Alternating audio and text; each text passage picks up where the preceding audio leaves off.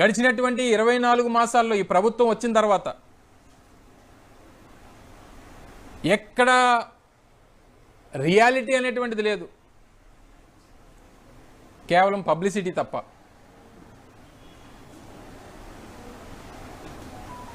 వారి అభివృద్ధి గ్రాఫిక్స్లోనే, వారి మాటలు గాల్లోనే, ఏది కూడా చెప్పినట్టుగా చేసినటువంటి సందర్భాలు ఈ గడిచినటువంటి 24 మాసాల్లో లేవు.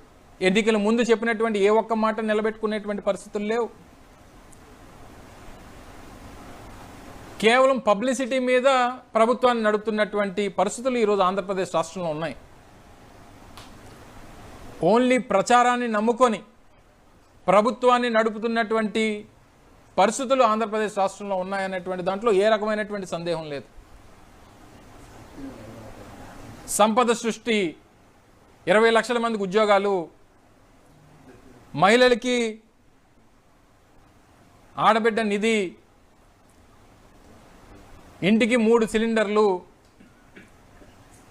నిరుద్యోగ యువతకి 4,000 రూపాయల నిరుద్యోగ భృతి,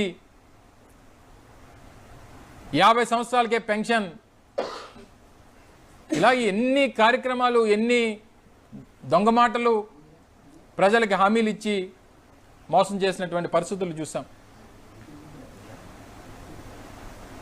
దయచేసి మీరు ఆ రూల్స్ ఫాలో అవ్వనప్పుడు దయచేసి ప్రజలకి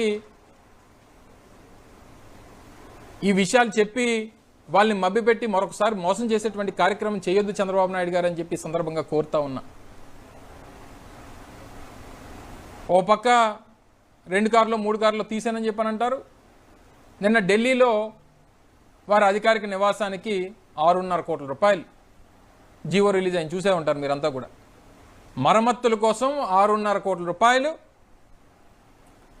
గడిచినటువంటి వారం రోజుల క్రితం జీవో నెంబర్ 52 ఏదో అనుకుంటా, సబ్జెక్ట్ టు కరెక్షన్,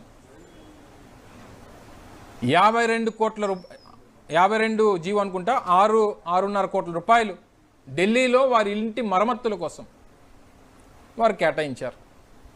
ఇలా కొన్ని కోట్ల రూపాయలు అక్రమ కట్టడం అయినటువంటి ముఖ్యమంత్రి గారి అధికారిక నివాసం కరకట్టులో వారి ఇంటి మరమ్మతుల కోసం కొన్ని కోట్ల రూపాయలు ఖర్చు పెట్టారు.